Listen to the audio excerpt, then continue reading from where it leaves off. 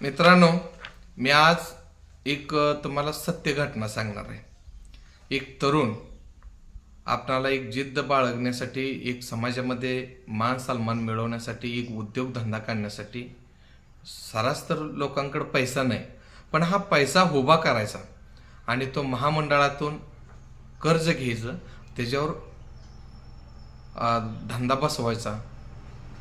काय वाईट अनुभव असतात त्या महामंडळाचे, तेच मी तुम्हाला सांगण्यासाठी, त्या तरुणाची व्यथा सांगण्यासाठी मी सचिनराव यादव सर्वांना मनपूर्वक जय जिजाऊ। मित्रांनो, आज ह्या आपल्या भागामध्ये सोलापूर जिल्ह्यामध्ये अनेक काही पतसंस्था आहेत त्या आणि नॅशनल बँक आहेत, त्याच्या माध्यमातून महामंडळाचं कर्ज दिलं जातं।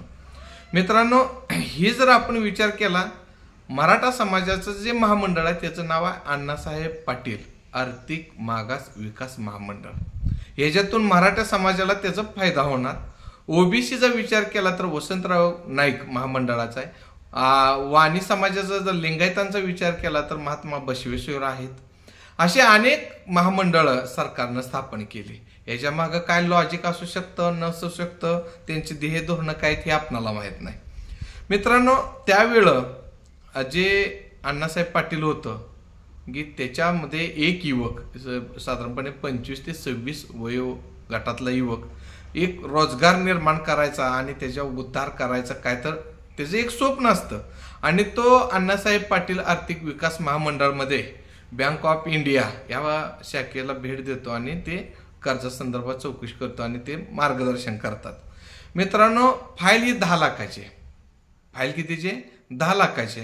10 लाखामध्ये त्यांनी त्या अण्णासाहेब पाटलाच्या 10 लाखाच्या कर्जामध्ये काय काय करून घेतले हे तुम्हाला सांगण्यासाठी पूर्ण माहिती व्यवस्थित, कारण का ह्याच्यावरून जे छोटे छोटे समाज आहेत त्यांचं जे महामंडळ आहेत त्यांच्यात सुद्धा असाच घोळ असू शकतो।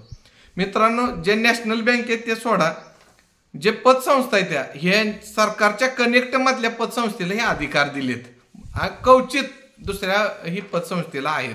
मित्रांनो, ह्या बँकेमध्ये काय केलं की त्या तरुणाला सांगितले की तुम्हाला सर्वप्रथम 10 लाख आम्ही अण्णासाहेब पाटलाची फाईल मंजूर करतो, पण तुम्हाला 2 लाखाची एफडी करायला लागेल।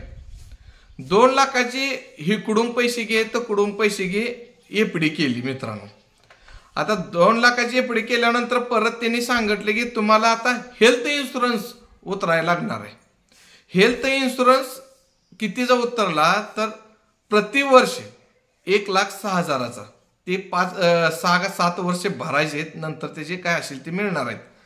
1,06,000 वर्षाला भरायचे आहेत। मित्रांनो, इथं गेले 3,06,000 रुपये वर्षाला, वर्षाची पहिल्या सुरुवातीला गेले। परत त्याने सांगितले की तुमच्यावर पीक कर्ज आहे, ते पीक कर्ज भरा, मग तुम्हाला दिलं जाईल। पीक कर्ज किती आहे? 1,66,000 रुपये। पीक कर्ज 1,66,000 भरून घेतले, पैसे किती झाले मित्रांनो? जवळजवळ 4,72,000 रुपये इथं झाले। 4,72,000 रुपये आधी भरले आणि परत सांगितले की तुम्ही आम्हाला कर्ज आम्ही देऊ शकतो। दिल्यानंतर त्यांनी 10 लाखाचं भरलं, ते 10 लाख मिळवण्यासाठी जे प्रोसेस फी, जीएसटी, कागदोपत्री खर्च किती झाला? 64,000 झाला। 64,000 झाला आणि ते 10 लाख। आता हे एवढे पैसे भरले, कुणाचे तर पैसे द्यायच लागणार आहेत ना, पण हे बँकेनं भरून घेतले पैसे।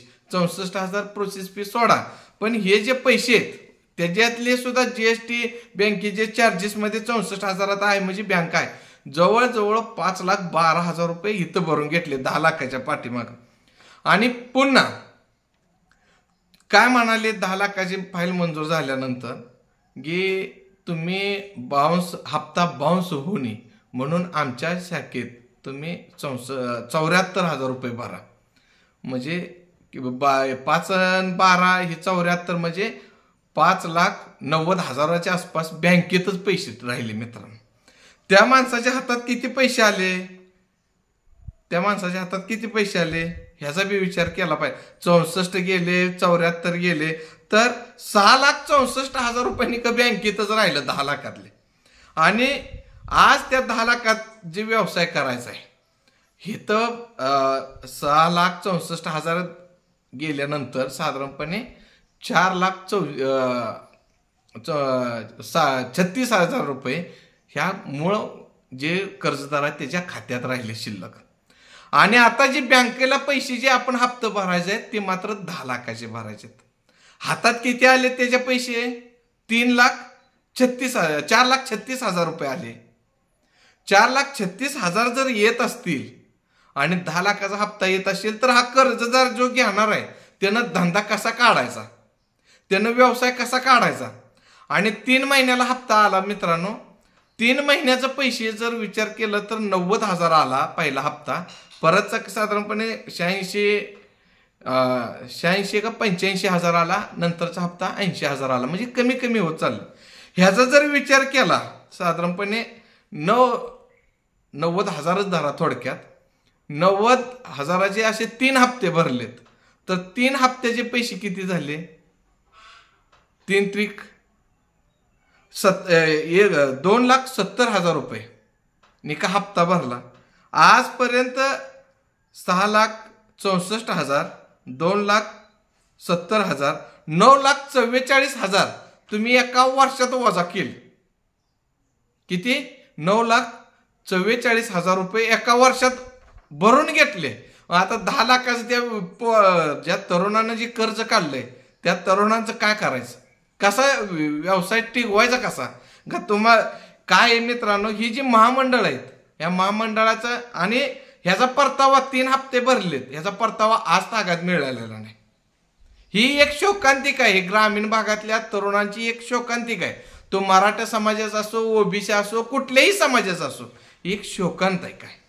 आणि या शोकांतिका आज तुम्हाला सांगितलं मी, एका वर्षाच्या आत 9,44,000 रुपये जर बँकच वसूल करत असेल तर या तरुणाला 10 लाखाचा फायदा काय? येणाऱ्या 4-5 वर्षामध्ये कसं त्यानं टर्न कसा फिरवायचा, उद्योगधंदा कसा करायचा?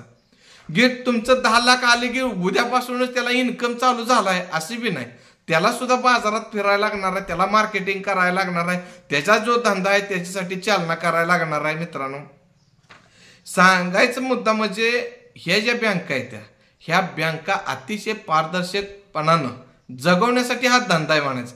तरुणांना काय, तुम्ही ज्याचे महामंडळातून ज्याचं कर्ज घेतलं आणि त्या कर्जावर परतफेड चांगली केली मित्रांनो, आता ही सोडा, ह्याच तरुणाचं 9,44,000 रुपये वर्षाच्या आतमध्ये जमा झालेली लिस्ट आहे आणि तो भरतोय 10 लाखाचं कर्ज. 10 लाखाचं कर्ज भरणार आहे आणि त्याला 7-12 ही समज घेतलं त्याने, ती जमीन मॉर्गेज केली आणि संबंधित बँक ऑफ इंडिया ह्या शाखेनं त्याच्यावर बोजा चढवला. आज त्याचा उतारा काढला 2 एकराचा की त्याच्यावर ते नाव आलेलं आहे. म्हणजे ह्या आर्थिक महामंडळाचा फायदा काय झाला, विकास महामंडळाचा फायदा काय झाला? जमिनीवर बी बोजा चढला, तुमच्या एफड्या केल्या, इन्शुरन्स केलं, तुम्ही पैसे साठवलं, तुमच्या GST प्रोसेस फी घेतली, ते तरुणांना ह्याच्यातून मिळलं काय? 2 एकर जमीन मॉर्गेज केली आणि 6,64,000 एका प्रकरण मंजूर व्हायला खर्च आलाय आणि हप्ता 3 भरले तर त्याचा 2,70,000 म्हणजे 9,44,000 रुपये जर खर्च येत असेल वर्षाच्या आत तर 10 लाखावर व्यवसाय कसा करायचा? आता या एका पतसंस्थेचं मित्रांनो 10 लाखाचं कर्ज काढलं, त्याची प्रोसेस फी समजी जर विचार केला तर 1.5 लाखाच्या आसपास जाते. आणि गयावर केलं त्यांनी, आमच्याच मित्राने एका पतसंस्थेचं नाव सांगत नाही, 1.5 लाख रुपये समजा GST अमुक तमुक ते कागदाला जातातच पैसे. आणि गया घेतल्यात 10, प्रति गयेचा 100% इन्शुरन्स उतरला 28,000नं, 2,80,000 इन्शुरन्स प्लस ते 1.5 लाख किती झाले? जवळजवळ 4.5 लाखाच्या आसपास ही गेले. तर त्या 10 लाखातले राहायचे किती पैसे? आणि शक्यतो इन्शुरन्स, जनावरांचा इन्शुरन्स फार कमी इन्शुरन्स कंपनी येतात, जनावरांचा इन्शुरन्स भरत नाहीत. म्हणजे सांगायचं एक उद्दिष्ट आहे की ज्या भावनेनं आपण कर्ज घेतलं त्या भावनेनं आपल्याला त्याचा फायदा मिळत नाही मित्रांनो. पण हे जे सामान्य मुलं आहेत, तरुण आहेत, ह्यांचं आवाज उठवण्याची क्षमता नाही. आज ह्या महामंडळाचा विचार केला 3 महिन्यानंतर परतावा दिला जातो.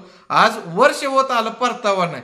प्रति महिना इथल्या तरुणांनी कुठलेही महामंडळ असू द्या, वसंत नाईक महामंडळ असो, बसवेश्वर महामंडळ असो, अण्णासाहेब पाटील महामंडळ असो, ज्या समाजाला वाटून जे दिलंय, या समाजातल्या तरुणांनी महिन्याला ह्याचा पैसे खाते बँकेत जमा झाले पाहिजे, अशी काहीतरी प्रोसेस पाहिजे. वर्ष म्हणजे त्या तरुणाचा जीव जातोय हो. तरुण घडायचे कशासाठी? निवड तुम्ही तरुण ही बँका जगवण्यासाठी, पतसंस्था जगवण्यासाठी करायचे ते का? त्यांना बी जरा विचार करून 4 पैसे राहिले पाहिजे, कर्जही राहिलं पाहिजे. या भावनेतून बँकेने विचार केला पाहिजे, महामंडळाने विचार केला पाहिजे. घ्या आज 2 लाखाची एफडी, 1,06,000चा इन्शुरन्स आहे, परतफेड करता, परत जमिनीवर मॉर्गेज करता, जे उतार्यावर नाव आणता. ही फार मोठी फसवणूक आहे या तरुणाची. आणि हे सर्रास खाजगी बँक असो, नॅशनल बँक असो, पतसंस्था असो, हे सर्रास हेच पद्धतीनं केलं जातंय. तर या तरुणांना कुठंतरी एक न्याय मिळाला पाहिजे चांगल्या पद्धतीचा. ह्या व्हिडिओ आजचा जो बनवलाय त्यांना न्याय चांगला मिळाला पाहिजे. बँका लोकांनी त्यांना सपोर्ट केला पाहिजे, अधिकाऱ्यांनी. आणि कमी मॉर्गेज नसताना तुम्ही मॉर्गेज घेता, या महामंडळाला मॉर्गेज नाही तरी तुम्ही मॉर्गेज घेता, म्हणजे तुम्ही दंडलशाही वापरताय.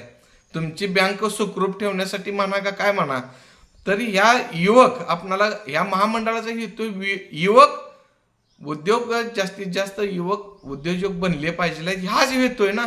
कसा बनायचा? एका वर्षाच्या आत त्याला 4 लाख 10 लाख देता, 9,44,000 रुपये वसूल करता आणि राहतात 46,000. 46,000 म्हणजे 10 लाखाचं ती व्याज भरतोय 4-5 वर्ष. कसं उद्योजक घडायचा कसा तो? ह्याच्यावर सरकारनं, बँकेनं आत्मचिंतन केलं पाहिजे. कुठंतरी ह्या महामंडळाचे तरुण गोर गरीब सामान्य लोक आहेत, त्याला एक चालना देण्यासाठी आपण कमी काय तर अटी केल्या पाहिजे, त्या नियमात बदल केला पाहिजे. तर हाच व्हिडिओच्या माध्यमातून संदेश मी इथंच थांबतो. सर्वांना मनपूर्वक जय जिजाऊ.